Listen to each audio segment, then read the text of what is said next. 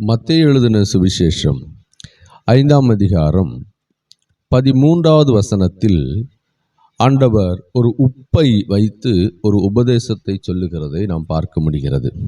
உப்பு நம்முடைய வாழ்க்கையிலே மிகவும் அத்தியாவசியமான ஒரு பொருளாக காணப்படுகிறது. எல்லா வீடுகளிலும் நாம் உப்பை பயன்படுத்துவோம்.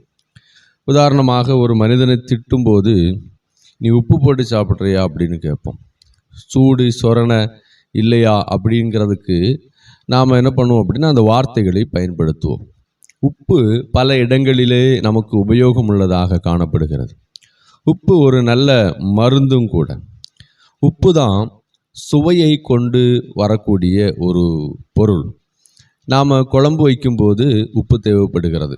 அதுபோல் உப்பு என்பது நம்முடைய வாழ்க்கையில் ஒரு முக்கியமான பகுதியாக நம்மோடு கூட இணைந்து இருக்கக்கூடிய ஒரு பொருளாக காணப்படுகிறது.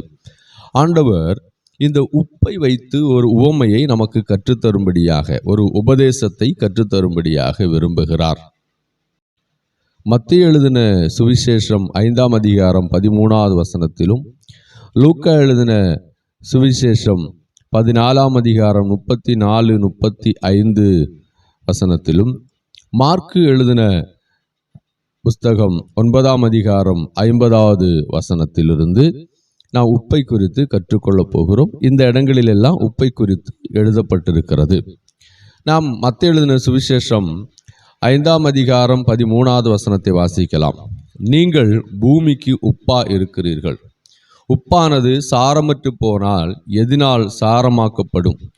வெளியே கொட்டப்படுவதற்கும் மனுஷரால் மிதிக்கப்படுவதற்குமே ஒழிய வேறொன்றுக்கும் அது உதவாது என்று மத்தேயு எழுதியிருக்கிறார்.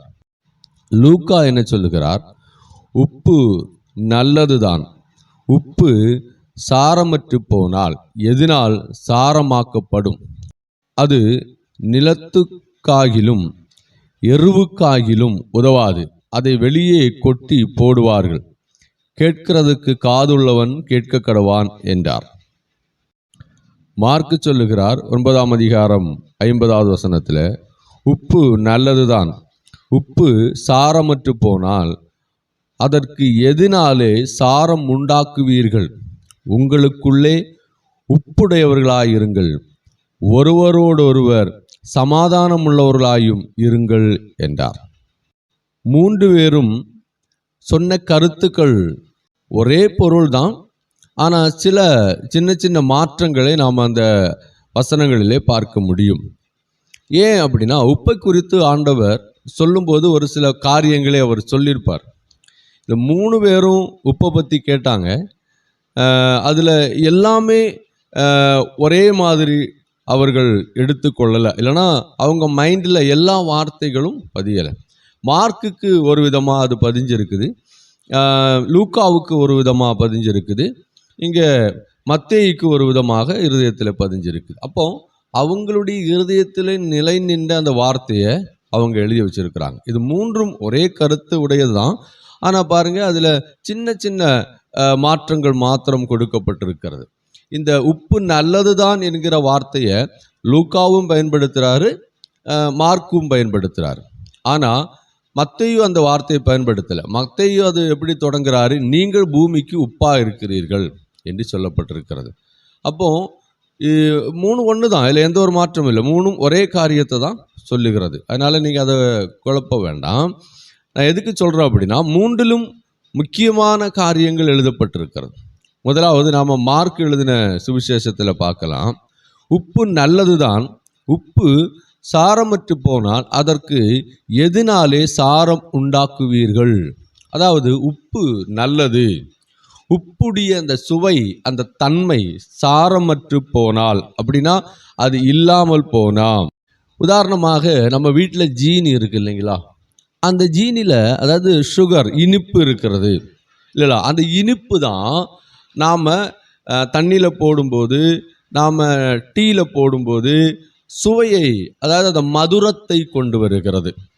இப்போ வெறும் அந்த ஜீனி மட்டும் எடுத்துக்காங்க.